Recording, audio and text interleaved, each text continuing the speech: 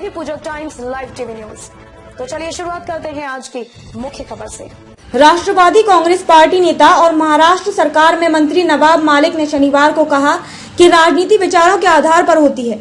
संघ का राष्ट्रवाद और राष्ट्रवादी पार्टी के राष्ट्रवाद में जमीन आसमान का अंतर है।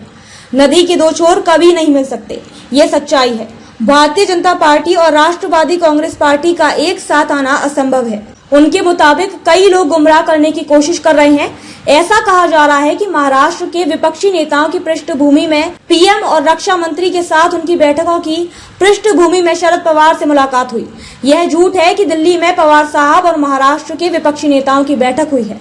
नवाब मालिक ने कहा कि राकांपा प्रमुख शरद पवार पिछले 2 दिनों से दिल्ली में हैं और राज्यसभा में भाजपा के सदन के नेता के रूप में नियुक्त होने के बाद पीयूष गोयल ने खुद उनसे शिष्टाचार भेंट दी।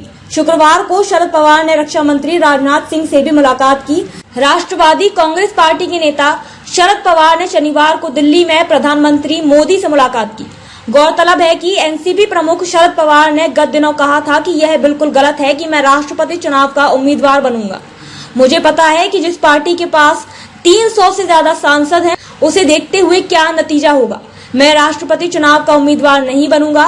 उनके मुताबिक प्रशांत किशोर मुझसे 2 बार मिले, लेकिन हमने केवल उनकी एक कंपनी के बारे में बात की। 2024 के चुनाव या राष्ट्रपति चुनाव के लिए नेतृत्व के संबंध में कोई चर्चा नहीं हुई। प्रशांत किशोर ने मुझसे कहा कि उन्होंने चुनावी रणनीति बनाने का क्षेत्र छोड़ दिया है। शरद पवार ने कहा कि अभी तक कुछ भी तय नहीं किया गया है। खबरों में अब तक के लिए बस इतना। कि मिलते हैं फिर किसी खास खबर के साथ। तब तक के लिए नमस्कार। सब्सक्राइब कीजिए हमारे YouTube चैनल देवी पूजक टाइम्स को और बेल आइकन को प्रेस कर दीजिए, जिससे आपको हर एक अपडेट सबसे पहले मिले।